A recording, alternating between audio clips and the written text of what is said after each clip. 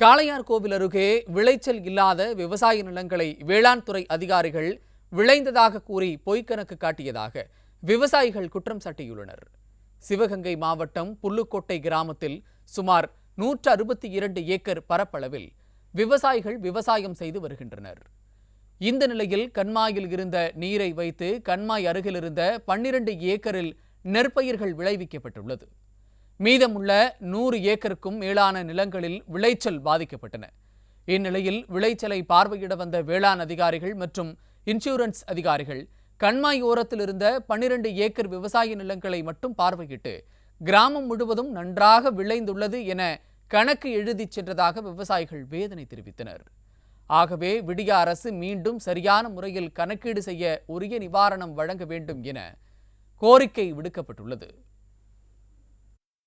ஒரு 12 ஏக்கருக்குள்ளே நாங்கள் அந்த தண்ணியை வச்சு விதைக்கு எடுத்திருக்கோம். இடங்கள் போகிறோம் பறிஞ்ச தருவாயில் கம்ப்ளீட்டாக பாடாகி சாவியாக இருக்குது. அந்த சாவியை தற்சமயம் மாடு விட்டு மேய்ச்சிக்கிட்டு மாட்டுகளுக்கு வேண்டிய சாவிகளை அறுத்துக்கிட்டு இருக்கோம். இதை அரசு எங்களுக்கு இந்த கிராமத்துக்கு வந்து பார்வையிட்டு பரிசீலித்து தகுந்த நிவாரணம் வழங்கும்படி கேட்டுக்கொள்கிறேன்.